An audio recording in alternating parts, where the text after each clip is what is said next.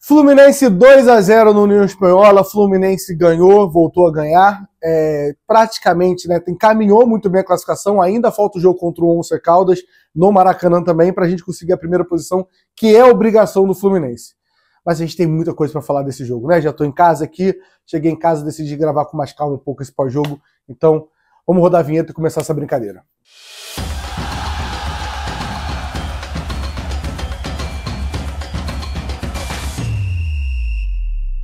Antes de começar, eu pedi para você, deixa o like, se inscreve no canal e deixa aqui no comentário quem pode ser o próximo a bater pênalti no Fluminense. Porque é disso que a gente vai falar também nesse pré-jogo, né?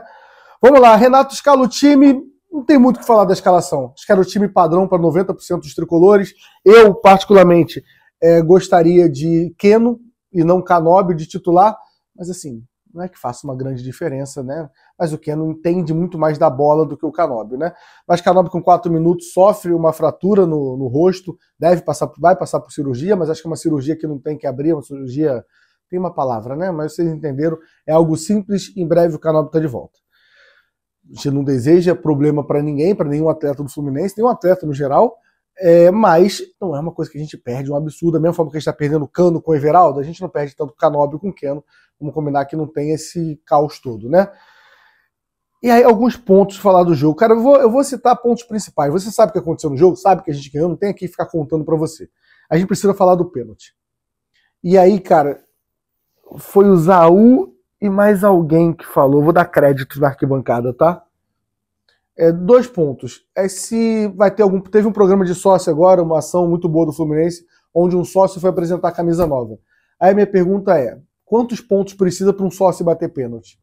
Porque aparentemente qualquer um pode bater pênalti no Fluminense. E a outra que alguém falou também na arquibancada no meu entorno se é Kings League, né? Sei que a molecada que acompanha isso aqui, eu não acompanho, mas eu sei que tem a parada que o presidente bate o pênalti, qualquer um sai de fora e bate o pênalti. Esse é o Fluminense de 2, 3 anos para cá. É uma grande bagunça, desde o pênalti do Calegari contra o Botafogo. A gente vai lembrar aqui, né? Claro que tem os batedores que sabem bater, Cano, Arias e Paulo Henrique Ganso. E aí a gente tem casos como Léo Fernandes com 1 mês de clube, Calegari, porque 1 mês, 15 dias. Calegari, porque estava precisando de moral. Marcelo queria dar parabéns para a esposa, para o filho, e quis bater pênalti também. John Kennedy nunca bateu pênalti profissional, quis fazer cavadinha contra o Botafogo. Estou esquecendo de alguém. E hoje o Everaldo. Talvez eu tenha esquecido de alguém aqui ainda, tá? Virou bagunça pênalti no Fluminense, né? E aí me incomoda? O Ganso e o Arias me incomodam, isso é um fato. Só que o Ganso claramente não gosta de bater pênalti. O Ganso não é um cara que gosta de bater pênalti. O Arias O Arias quer bater os pênaltis. Mas a impressão que eu tenho é que se alguém falar assim, Arias, eu também quero. Aí o Arias fala, quer mesmo? Quero. Ele entrega a bola. O Arias é assim com falta. O Arias é assim com pênalti. O Arias foi assim na decisão dele de ficar no Fluminense. Graças a Deus. Obrigado, Arias, por ser assim. Porque o Nino foi embora quando foi falar com o Mário. O Mário engrossou a voz que o time estava mal, ele baixou a cabeça e ficou. Graças a Deus, obrigado por isso, tá? Só para deixar registrado. Arias, o maior craque que a gente tem no elenco, Arias, ídolo do Fluminense. Mas falta personalidade no Arias. E dessa vez é personalidade. O Thiago Silva, você fala personalidade, é uma palavra muito diferente de caráter. Isso não falta no Arias, com certeza. E faltou personalidade para, cara, assumir. E aí quando a gente vai, só para não isentar também o senhor Renato Gaúcho, porque quando a gente vai para a coletiva e pergunta quem é o batedor de pênalti, ele responde, tem 4 batedores. Eles decidem entre eles. Não é o que a gente espera, né, Renato Gaúcho? Então, vou tirar esse casaco, que estava chovendo, e vocês vão ver eu tirando o casaco durante. Estou com a camisa do Gol de Barriga, tá?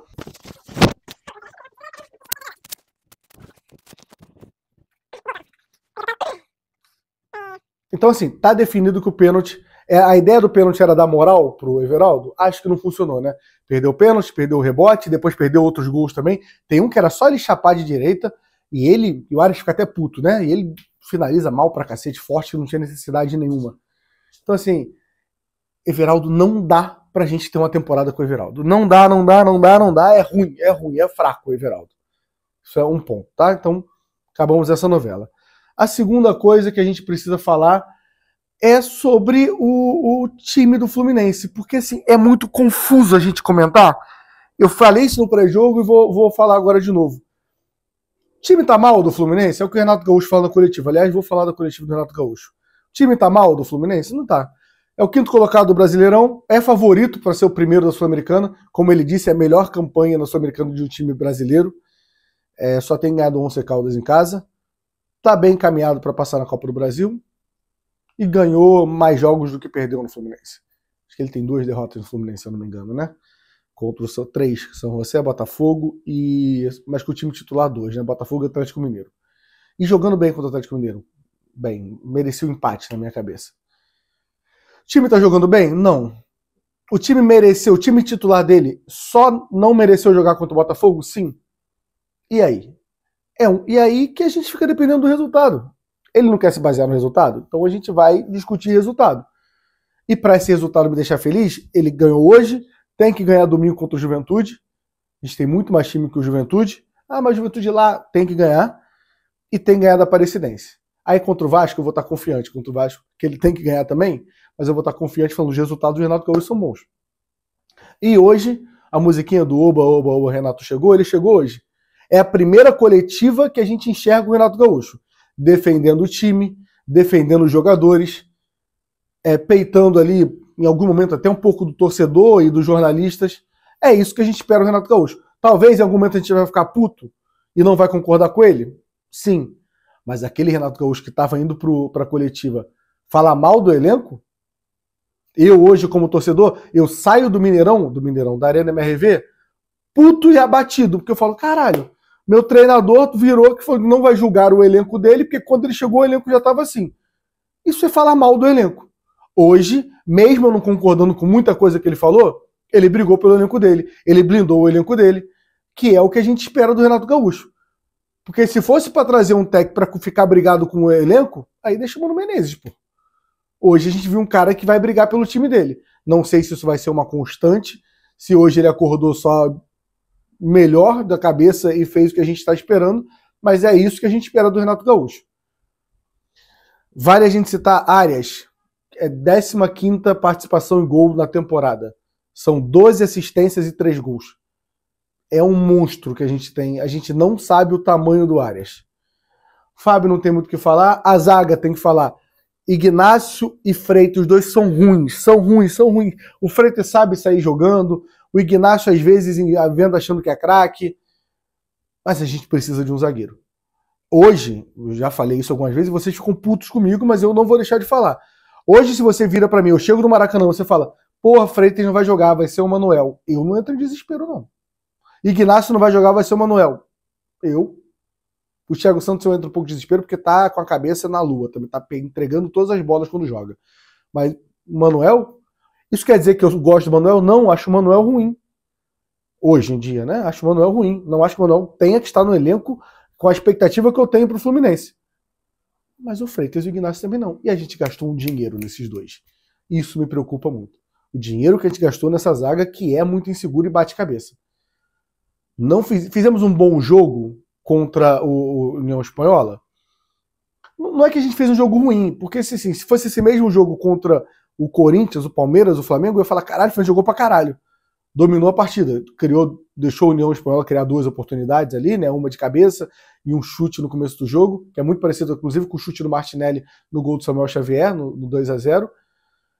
Mas, sei lá, cara, o Fluminense não mostra uma superioridade muito grande.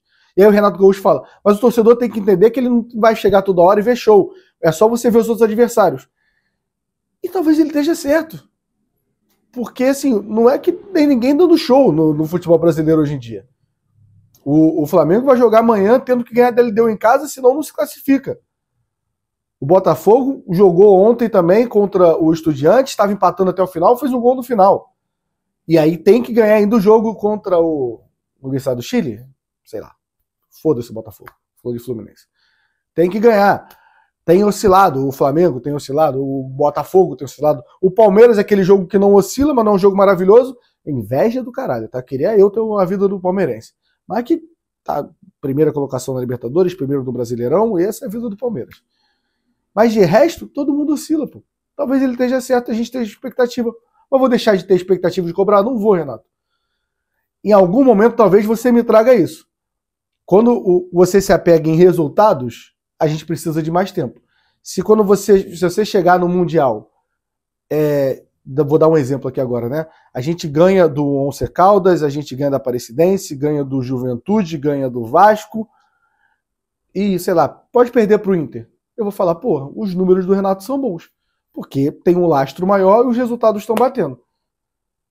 Mas hoje a gente viu o que a gente queria, um Renato brigando por esse time. A gente precisa contratar um zagueiro, a gente precisa contratar um primeiro volante, a gente precisa contratar um centroavante. Acho que a ordem é ao contrário, né? Um centroavante, um zagueiro e por último, um primeiro volante. Qualquer coisa se a gente improvisa Martinelli, na zaga, sei lá, a gente vai de Freitas, mas Everaldo não dá. O Everaldo não é jogador pro Fluminense. Isso para mim já é um fato e é indiscutível. E hoje a linda decisão dele de levantar a mãozinha e falar, seu Arias, posso bater? E seu Arias é sempre muito educado, libera a batida. Só jogou a última pá de terra em cima do caixão dele. Pode vir a reagir? Pode. Mas o Renato chega a falar que tá treinando com o Renato Augusto, que porra, não é a solução também. Qual é a solução? Não sei. Bota o Serna de falso 9. Que hoje é o cara que vai correr. Ah, mas na frente do gol ele não é tão bom. Mas é o Everaldo. Ele mostrou hoje que também não é tão bom.